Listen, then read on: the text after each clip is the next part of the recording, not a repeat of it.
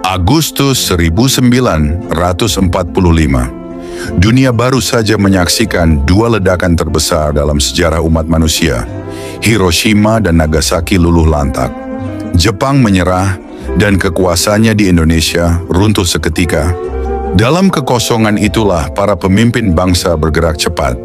Pagi 17 Agustus 1945, dari sebuah rumah di Pegangsaan Timur, Insinyur Soekarno dan Dr. Andus Muhammad Hatta membacakan proklamasi kemerdekaan. Sebuah republik lahir, rapuh tanpa pengakuan dunia dan dikepung bayang-bayang kembalinya penjajah. Hanya beberapa minggu kemudian, pasukan Inggris mendarat di Jakarta, membawa misi resmi melucuti tentara Jepang. Namun di balik itu, ikut pula Nisa, pemerintahan kolonial Belanda yang ingin merebut kembali kekuasaan. Ketegangan meledak di jalan-jalan Jakarta. Pertempuran pecah, korban berjatuhan, dan situasi kian berbahaya bagi pemerintahan muda Republik. Di tengah ancaman itu, para pemimpin sadar, mempertahankan ibu kota di Jakarta berarti mempertaruhkan nyawa dan kelangsungan negara. Maka di awal 1946, lahirlah keputusan penting. Keputusan yang akan mengubah peta perjuangan Indonesia, memindahkan ibu kota ke Yogyakarta. Bagaimana proses itu terjadi? Mengapa Yogyakarta yang dipilih? Dan bagaimana perpindahan ini mengubah jalannya sejarah kemerdekaan? 9 Agustus 1945, pagi di Nagasaki juga tampak biasa. Warga masih mendengar kabar samar-samar tentang kehancuran Hiroshima, namun sulit mempercayainya. Di atas langit, B-29 Boxcar mengubah arah karena cuaca buruk, lalu menjatuhkan bom plutonium berkode Fat Man. Ledakannya sedikit tertahan lembah dan perbukitan, namun ribuan kilometer jauhnya di Jakarta, kabar kekalahan Jepang merayap masuk, bukan lewat koran atau siaran resmi, melainkan melalui bisik-bisik pegawai militer dan jaringan intel yang bergerak di balik bayang-bayang. Di rumah-rumah para pejuang, radio gelap yang disembunyikan di lemari pakaian atau bawah lantai kayu mulai berderak menangkap gelombang asing. Lalu terdengar suara yang tak pernah mereka bayangkan sebelumnya. Kaisar Hirohito membacakan pengumuman menyerah pada 15 Agustus 1945. Suaranya datar namun mengguncang seluruh dunia. Ini kesempatan kita, bisik Sultan Syahrir pada kawan-kawannya, matanya tajam menembus kegamangan. Sebelum sekutu datang, di luar kota seperti menahan napas. Tentara Jepang masih berjaga, tetapi semangatnya telah pudar. Kekosongan kekuasaan menjelma menjadi ombak tak terlihat, menyapu seluruh negeri, bagaikan lautan luas tanpa nakoda. Semua orang tahu, badai sejarah sedang bergerak, dan waktunya hanya tinggal hitungan hari. Di jalan-jalan Jakarta, udara terasa berat, seolah setiap orang membawa rahasia.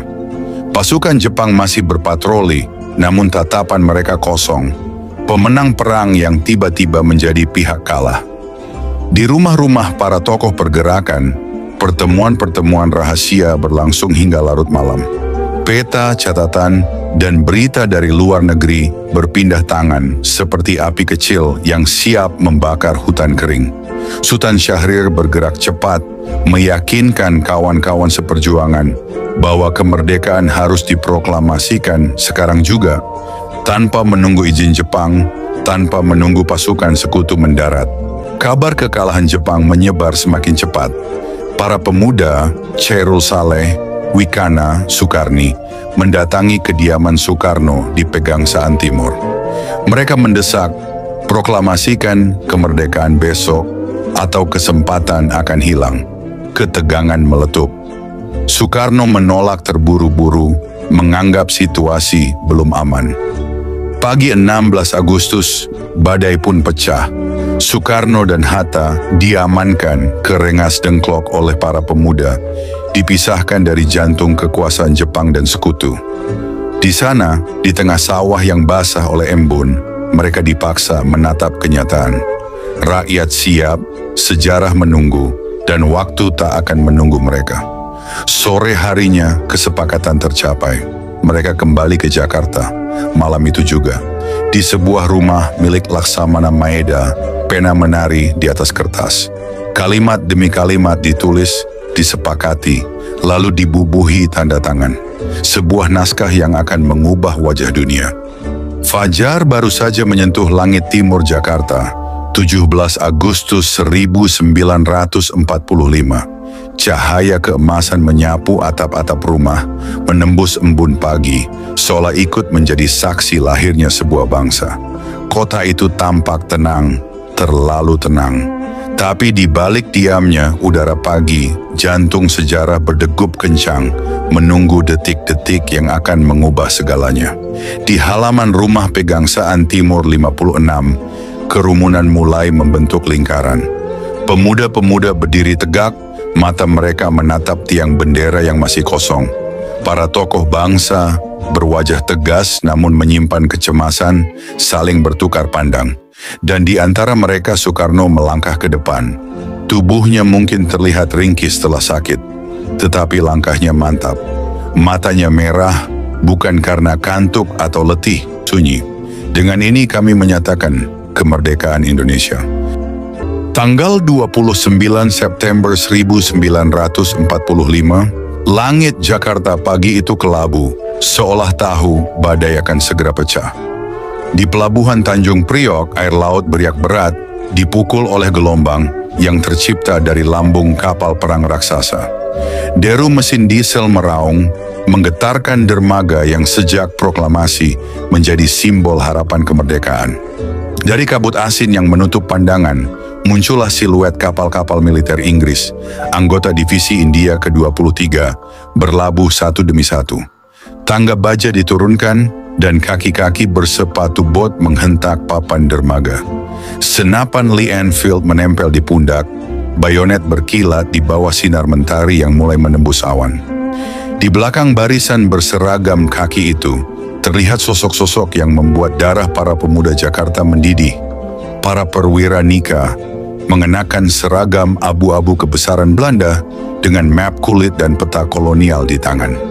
Mereka berjalan tegap seakan waktu ratusan tahun penjajahan tidak pernah benar-benar berakhir. Di antara aroma laut dan bau solar kapal perang, tercium juga sesuatu yang lebih tajam, bau konflik yang tak terelakkan. Hari itu, 29 September 1945, pelabuhan Tanjung Priok bukan sekadar pintu masuk Jakarta. Ia menjadi gerbang awal dari serangkaian pertempuran yang akan menguji nyali sebuah bangsa yang baru saja lahir. Barisan tentara Inggris dan perwira Nica bergerak dari pelabuhan menuju pusat kota. Truk-truk militer berderet membawa peti amunisi, senapan mesin, dan perlengkapan perang. Jalan-jalan utama dipenuhi deru kendaraan lapis baja. Di sepanjang trotoar warga berdiri kaku. Ada yang berbisik lirih, ada pula yang menatap dengan tatapan membakar. Poster-poster kemerdekaan yang menempel di dinding-dinding rumah sudah mulai dicabut paksa oleh tangan-tangan asing. Di beberapa sudut, bendera merah putih yang berkibar diikatkan di bambu, dicabut dan diinjak. Bagi rakyat Jakarta, ini bukan sekadar pemandangan biasa, ini adalah penghinaan. Di Senen, sekelompok pemuda yang baru pulang dari rapat di Menteng melihat truk tentara sekutu melintas dengan bendera Belanda di depannya. Mereka berhenti, saling bertukar pandang, lalu satu di antaranya, dengan bambu runcing di tangan, berteriak lantang. "Ini bukan negerimu, pulang!" Kerumunan mulai mengitari truk. Batu-batu kecil dilempar. Sopir truk, seorang serdadu Inggris, berteriak memberi peringatan, namun keributan justru makin memanas. Ledakan tembakan peringatan memecah udara, memantul di dinding-dinding gedung yang masih menyimpan bekas peluru perang kemerdekaan. Di Tanah Abang, para pemuda menghadang konvoi Nika. Mereka berdiri di tengah jalan, sebagian memegang bambu runcing, sebagian lagi membawa senjata rampasan Jepang. Di belakang mereka, ibu-ibu menyiapkan batu, pasir, bahkan air panas. Mereka tahu pertempuran bisa meletus kapan saja. Suasana Jakarta berubah seperti kota di ambang letusan gunung api. Setiap persimpangan dijaga kelompok pemuda berseragam lusuh, setiap rumah menjadi pos pengintai, dan setiap lorong bisa menjadi medan pertempuran. 29 September 1945 bukan lagi sekadar hari pendaratan sekutu di Jakarta. Ia menjadi awal dari rentetan bentrokan yang akan mengantarkan kota ini pada gelombang perlawanan rakyat, sebuah babak baru yang kelak dikenal dengan nama Pertempuran Jakarta. Pada Oktober merayap November 1945, malam di Jakarta berubah menjadi ladang pertempuran. Jalan-jalan yang kemarin riuh oleh pedagang, becak, dan tawa anak-anak kini menjelma lorong-lorong maut. Di balik tembok rumah yang retak, laskar-laskar pemuda berbisik singkat, perintah sederhana sebelum maut menjemput. Mereka bergerak dalam kelompok kecil, membawa senapan tua rampasan Jepang, pistol usang, bambu runcing, dan di dada mereka, semangat yang tak bisa ditembus perakitan. Api melahap besi dan manusia, menyulap malam menjadi neraka. Di Senen, tembakan berbalas tembakan. Peluru memantul di dinding toko, asap hitam membubung menutup langit Jakarta. Bau mesiu bercampur dengan darah, menyesakkan dada. Di tengah hujan peluru, seorang pemuda menerobos persimpangan, wajahnya berlumur debu, keringat, dan tekad. Ia berteriak pada kawannya yang bersembunyi di balik reruntuhan, "Jangan mundur, ini Jakarta kita." Namun kenyataan tak mengenal keberanian. Senjata rakyat hanya bayang-bayang di hadapan artileri dan kendaraan lapis baja sekutu. Dentuman meriam memecahkan malam, menggulung barikade demi barikade yang dibangun dengan darah dan tenaga. Satu demi satu titik perlawanan tumbang. Di ruang-ruang rapat yang penuh peta dan laporan korban, wajah-wajah tegang memandang angka-angka yang tak bisa dibantah. Pertempuran ini bukan lagi tentang mempertahankan kota, ini tentang memilih siapa yang akan diselamatkan. Keputusan pahit mulai terbentuk. Bertahan berarti mengorbankan semua. Dan malam itu, di bawah langit Jakarta yang memerah oleh nyala perang, ibu kota Republik Muda ini mulai tergelincir dari genggaman. Tapi di setiap lorong, di setiap sudut gelap kota, api kecil perlawanan itu tetap menyala, menunggu fajar yang entah kapan akan datang.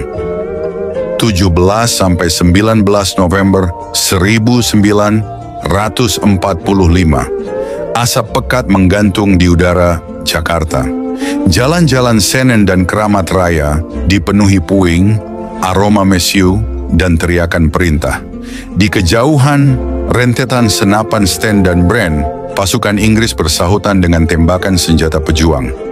Seorang pemuda berlari di antara reruntuhan sambil membawa amunisi. "Cepat! Di barisan depan sudah kehabisan peluru," teriaknya. Dari atap gedungan, perempuan-perempuan Jakarta membagikan air dan obat seadanya kepada yang terluka. Namun pertempuran ini tak hanya terbatas di pusat kota. Di Klender, Pondok Gede, hingga Bekasi, suara ledakan memecah malam. Di antara debu dan kobaran api, Kiai Haji Darip berdiri di atas tumpukan karung pasir, suaranya menggelegar. Kalau kita mundur, Jakarta akan jatuh.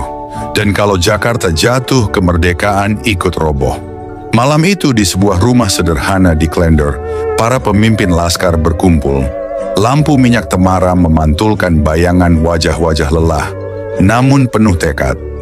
Presiden Soekarno duduk di tengah, matanya menatap setiap orang dengan serius. "Saudara-saudara, inilah saatnya kita bersatu.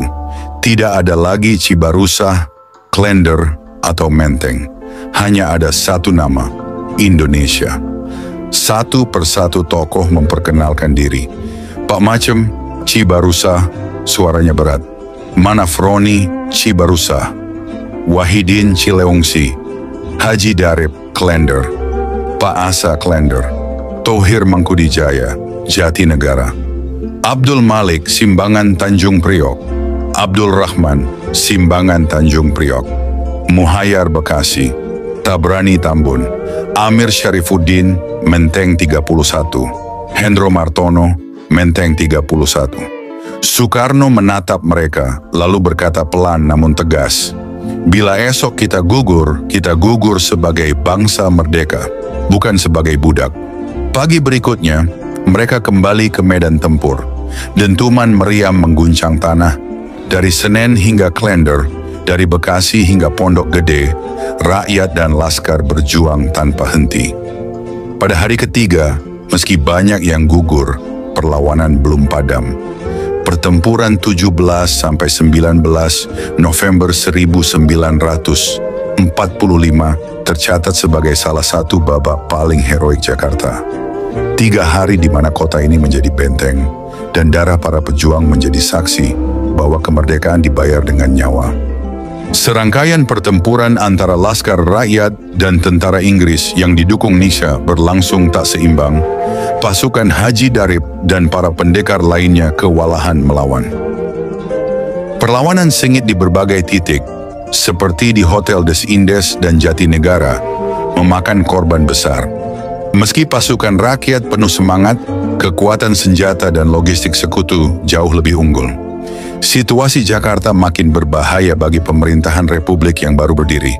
Melihat ancaman yang kian dekat, pemerintah pusat menyadari bahwa mempertahankan ibu kota di Jakarta berarti mempertaruhkan keselamatan pemimpin dan keberlangsungan negara. Atas pertimbangan strategis dan keamanan, perlu diambil keputusan penting. Memindahkan pusat pemerintahan Republik Indonesia dari Jakarta ke Yogyakarta. Yogyakarta dipilih bukan tanpa alasan. Sultan Hamengkubuwono IX dan Paku Alam VIII menyatakan dukungan penuh bagi Republik, bahkan menyediakan keraton dan fasilitas kota sebagai pusat pemerintahan. Dukungan rakyat Yogyakarta begitu besar dan posisinya di pedalaman Jawa membuatnya lebih aman dari jangkauan militer Belanda yang kala itu menguasai pelabuhan-pelabuhan besar. Malam itu, 4 Januari 1946, Jakarta seperti menahan napas. Langit tanpa bintang menggantung berat di atas kota yang masih beraroma mesiu. Pasukan sekutu dan Nika semakin memperketat cengkeraman. Intelijen Republik mengabarkan operasi besar untuk meringkus para pemimpin sudah disiapkan. Jakarta tak lagi aman. Di stasiun Manggarai, lampu-lampu redup menyorot bayangan para penjaga bersenjata. Tak ada musik, tak ada sambutan rakyat, hanya langkah cepat para pengawal dan bisik-bisik yang nyaris tak terdengar. Presiden Soekarno, Wakil Presiden Muhammad Hatta, dan para menteri naik ke gerbong dengan wajah tegang. Semua sadar sekali saja perjalanan ini terbongkar, sejarah bisa berakhir di tengah rel. Kereta mulai bergerak, pelan, seperti menyelinap keluar dari jantung kota yang kini berada dalam ancaman. Di sepanjang rel, Laskar Rakyat berdiri tegap, memegang senapan tua, mengawasi setiap sudut yang rawan penyergapan. Di setiap tikungan, detak jantung di dalam gerbong mengalahkan derit roda baja. Alasan memilih Yogyakarta bukan kebetulan. Sultan Hamengkubuwono IX, penguasa yang disegani, telah menawarkan kota ini sebagai benteng Republik. Letaknya jauh dari pusat kekuatan Belanda, dikelilingi medan yang mudah dipertahankan, dan memiliki dukungan rakyat yang militan. Bagi para pemimpin Republik, Yogyakarta adalah tempat bernafas di tengah kepungan. Menjelang fajar, kereta berhenti di Kutoarjo untuk pengecekan rel. Setiap baut, setiap papan kayu, bahkan bayangan pepohonan diperiksa. Satu kesalahan saja bisa berujung malapetaka. Setelah sinyal aman diberikan, perjalanan dilanjutkan. Kabut pagi menyelimuti jalur rel, seolah ingin melindungi rombongan dari mata-mata musuh. Ketika matahari muncul, stasiun Tugu Yogyakarta tampak di kejauhan. Di peron, Sultan Hamengkubuwono IX berdiri tegap mengenakan beskap. Senyumnya hangat, namun tatapannya mantap. "Selamat datang di Yogyakarta, Bapak Presiden," ucapnya. Hari itu, Yogyakarta resmi menjadi jantung baru Republik. Tempat diplomasi dijalankan, strategi disusun, dan semangat perlawanan dipelihara. 4 tahun ke depan, dari lorong-lorong kota ini, Indonesia akan membuktikan bahwa sekalipun terus diburu, jiwa merdeka tak pernah bisa dibungkam. Hari-hari setelah kedaulatan, Di penghujung tahun 1949, sejarah Indonesia mencapai salah satu puncaknya. Setelah bertahun-tahun berjuang, berdiplomasi, dan bertahan dalam tekanan militer Belanda, Republik Indonesia akhirnya diakui secara internasional. Penyerahan kedaulatan dari Belanda kepada Republik Indonesia Serikat (IRIS) berlangsung pada tanggal 27 Desember 1949, serentak di dua tempat, Den Haag dan Jakarta. Di Jakarta, upacara berlangsung khidmat. Lagu kebangsaan Belanda, Het Wilhelmus, terdengar untuk terakhir kalinya dalam suasana resmi kolonial, sebelum digantikan oleh denting semangat Indonesia Raya yang mengiringi naiknya sang saka merah putih ke puncak tiang. Keesokan harinya, 28 Desember 1949, Presiden Soekarno meninggalkan Yogyakarta, kota perjuangan yang selama masa revolusi menjadi pusat pemerintahan Republik. Dengan pesawat Dakota milik maskapai penerbangan nasional yang baru dibentuk, Presiden beserta rombongan, termasuk anak-anaknya, bertolak ke Jakarta. Bandara Kemayoran menjadi saksi bagi kedatangan simbolik seorang pemimpin yang telah membawa bangsanya keluar dari penjajahan. Iring-iringan kendaraan pun melaju dari bandara menuju pusat kota. Ribuan orang memadati tepi jalan, menyambut dengan sorak-sorai dan lambaian bendera kecil. Jakarta, yang dulu bernama Batavia, kota pusat pemerintahan kolonial Hindia Belanda, kini menerima kembali anak kandungnya sebagai pemimpin sah negara merdeka. Presiden Soekarno tiba di Istana Merdeka, yang dulu disebut Koningsplein Paleis. Di beranda istana, ia disambut para pejabat tinggi negara dan tokoh masyarakat. Dalam suasana penuh haru dan semangat, Soekarno berdiri tegap dan menyampaikan pidato berapi-api. Ia menyerukan kepada seluruh rakyat Indonesia untuk tidak berhenti pada euforia kemerdekaan. Persatuan nasional, katanya, harus menjadi cita-cita berikutnya. Negara Federal Republik Indonesia Serikat bukanlah tujuan akhir, melainkan jembatan menuju satu kesatuan yang utuh, Negara Kesatuan Republik Indonesia. Tepuk tangan membahana.